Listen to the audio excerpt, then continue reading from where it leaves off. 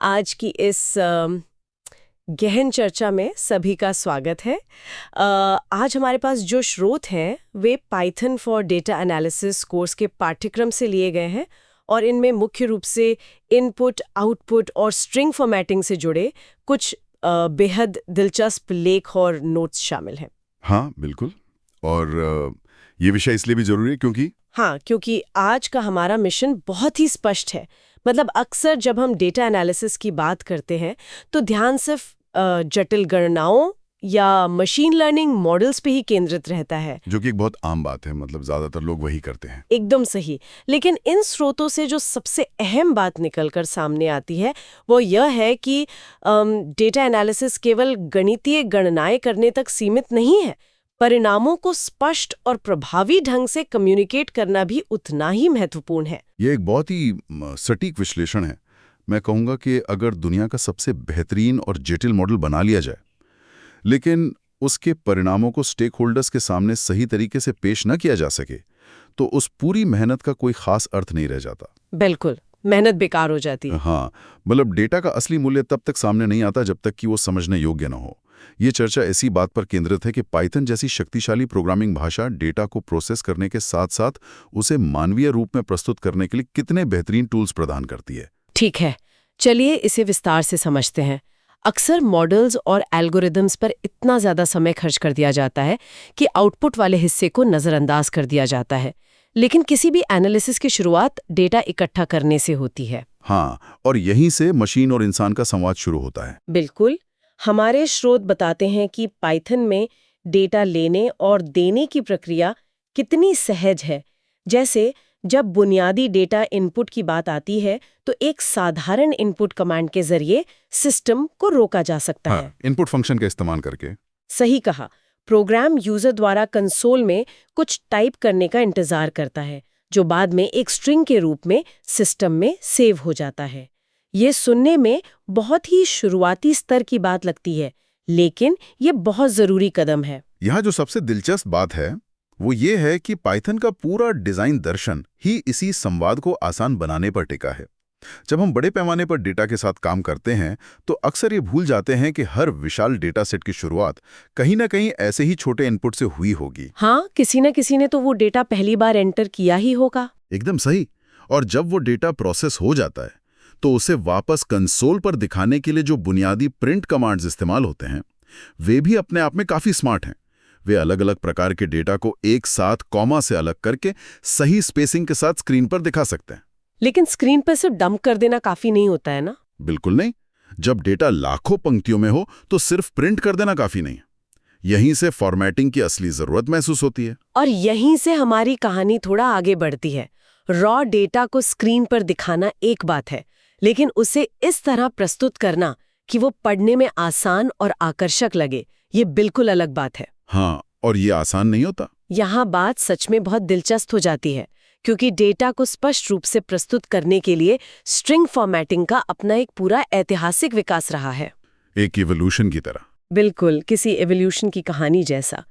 Python के शुरुआती दिनों में या कहें 3.6 वर्जन से पहले पुरानी सी प्रोग्रामिंग भाषा से प्रेरित होकर प्रतिशत ऑपरेटर का इस्तेमाल किया जाता था। अरे हाँ, वो %s और %d वाला तरीका। हाँ, वही। स्ट्रिंग के अंदर कुछ प्लेस होल्डर्स डाल दिए जाते थे, जैसे टेक्स्ट के लिए अलग और नंबर्स के लिए अलग, और फिर बाद में वेरिएबल्स को उनसे मैप किया जाता था। और वो तरीका छोटे स्क्रिप्ट्स के लिए तो ठीक था, लेकिन व्यावसायिक स्तर के कोड बेस में वो एक बहुत बड़ा सिरदर्द बन जाता था। जरा सोचिए, अगर किसी डेटा रिपोर्ट में 25 अलग अलग वेरिएबल्स को एक ही वाक्य में फिट करना हो। बाप रे, 25 वेरिएबल्स का क्रम याद रखना पड़ता था। बिल्कुल, उन प्रतिशत वाले प्लेस होल्डर्स का क्रम याद रखना पड़ता था।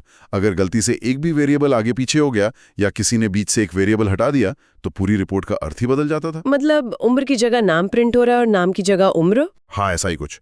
वो न केवल पढ़ने में मुश्किल था, बल्कि उसमें गलतियां होने की गुंजाइश भी बहुत ज्यादा थी। डेटा एनालिस्ट का काफी समय सिर्फ ये चेक करने में निकल जाता था कि सही डेटा सही जगह पे प्रिंट हो रहा है या नहीं। ये तो वाकई एक बुरे सपने जैसा लगता है।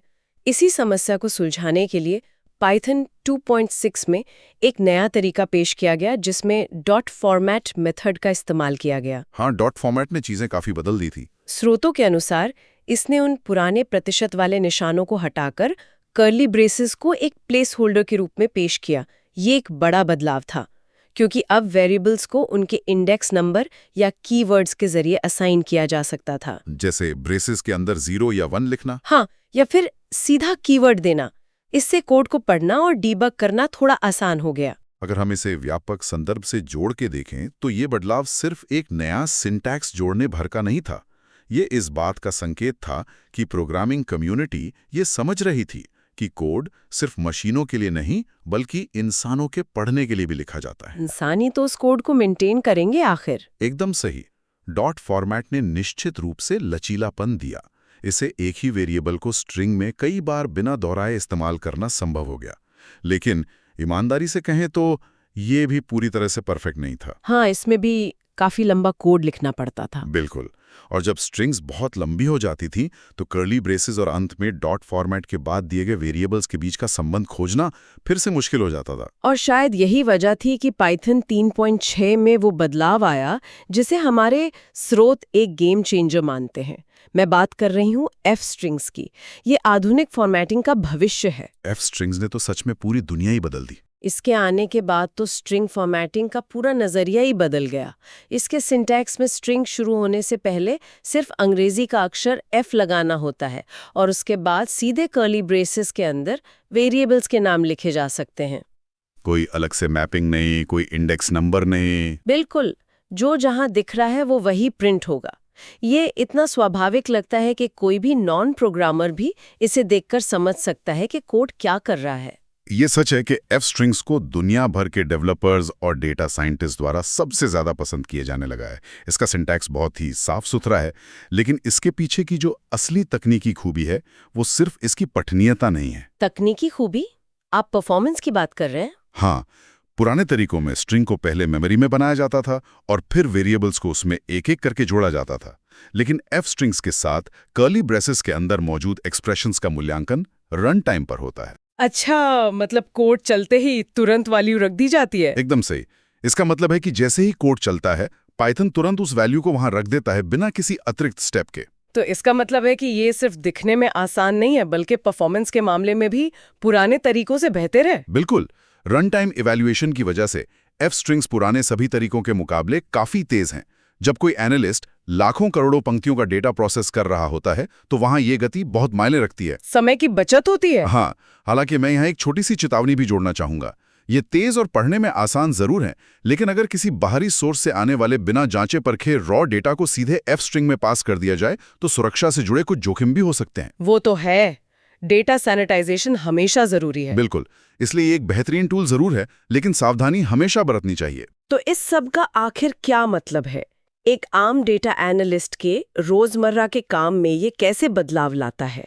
स्रोतों के अनुसार इसका सबसे बड़ा प्रभाव आंकड़ों को पेशेवर तरीके से प्रस्तुत करने में दिखता है, खासकर जब नंबर्स बहुत बड़े हों या उनमें बहुत सारे दशमलव हों।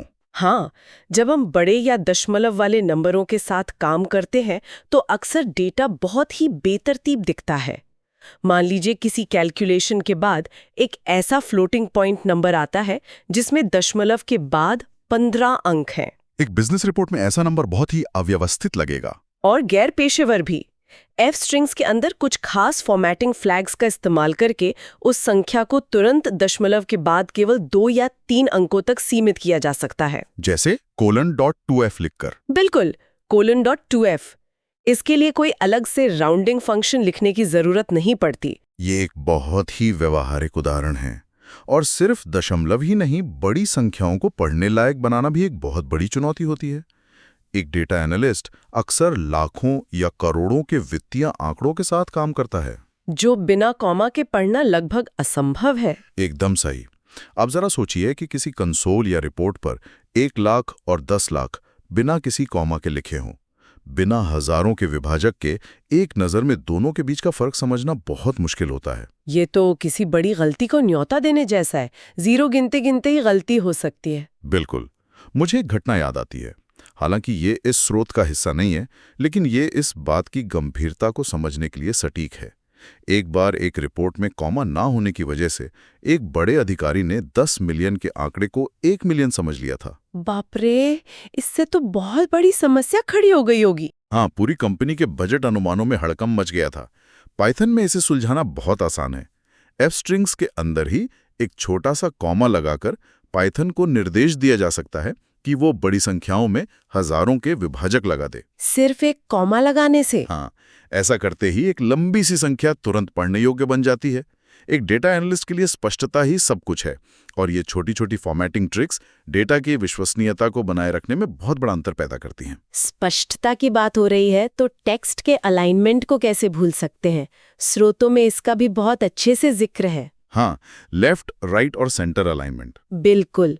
जब कोई रिपोर्ट तैयार की जाती है तो ये सुनिश्चित करना होता है कि डेटा एक सीध में हो ताकि उसे टेबल की तरह पढ़ा जा सके। पाइथन इसके लिए भी इनबिल्ट सुविधा देता है। वो भी एफ स्ट्रिंग्स के अंदर ही। हाँ, टेक्स्ट और नंबर्स को व्यवस्थित करने के लिए लेफ्ट, राइट और सेंटर अलाइनमेंट के लिए खास चिन्हों का इस्तेमाल किया जा सकता है। इससे पाइथन उस टेक्स्ट के लिए एक निश्चित जगह सुरक्षित कर लेता है। जैसे एक कोलन के बाद लेस देन या ग्रेटर देन का साइन लगाना। सही कहा। और डेटा एकदम साफ सुथरे कॉलम्स में अलाइन हो जाता है। ये कंसोल आउटपुट को बहुत ही प्रोफेशनल और व्यवस्थित रूप देता है। ये सभी तरीके, चाहे वो दशमलव को सीमित करना हो, कॉमा लगाना हो या टेक्स्ट को अलाइन करना हो, ये सब कंसोल पर डेटा देखने के लिए बेहतरीन है। और हर डेटा पेशेवर को इनकी अच्छी समझ होनी चाहिए। लेकिन कंसोल से बाहर भी तो दुनिया है। बिल्कुल। एक विश्लेषक के तौर पर असली दुनिया की चुनौतियां अक्सर इससे कहीं ज्यादा बड़ी होती हैं। जब डेटाबेस से हजारों पंक्तियां और सैकड़ों कॉलम खींचे जाते हैं तो केवल प्रिंट स्टेटमेंट और एफ स्ट्रिंग्स के सहारे उस डेटा को संभालना या प्रस्तुत करना व्यावहारिक नहीं रह जाता। एकदम सही। जब डेटा बहुत बड़ा और जटिल हो जाए तो सिर्फ कंसोल फॉर्मेटिंग से काम नहीं चलता।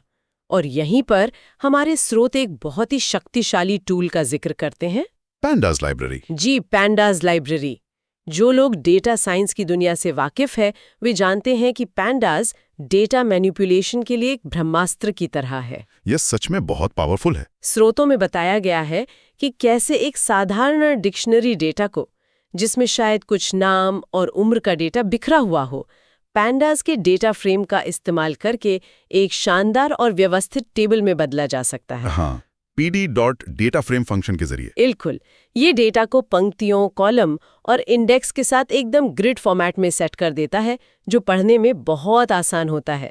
पैंडाज की ये खूबी सच में कमाल की है। लेकिन अगर हम व्यावसायिक दृष्टिकोण से देखें तो पैंडास का असली फायदा केवल पाइथन कंसोल पर टेबल को प्रिंट करने तक सीमित नहीं है। क्योंकि कंसोल तो सिर्फ डेवलपर्स देखते हैं या सीईओ के साथ साझा करना होता है, और वे लोग पाइथन स्क्रिप्ट रन करके कंसोल आउटपुट नहीं देखते। वे तो स्प्रेडशीट या पीडीएफ देखना पसंद करते हैं। बिल्कुल। और पैंडास यहीं पर एक पुल का काम करता है।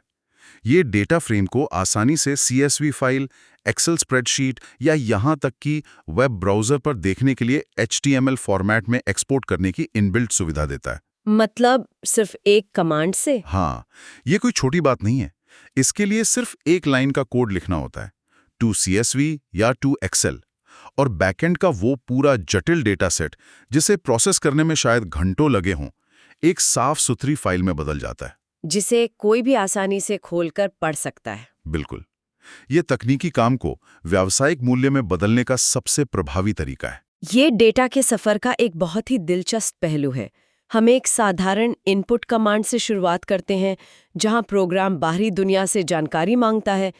फिर हम स्ट्रिंग फॉर्मेटिंग के इतिहास से गुजरते हैं, कैसे पुराने और बोझिल तरीकों को पीछे छोड़ा गया। हाँ, और पाइथन ने एफ स्ट्रिंग्स जैसी तेज और मानवीय तकनीक को अपनाया।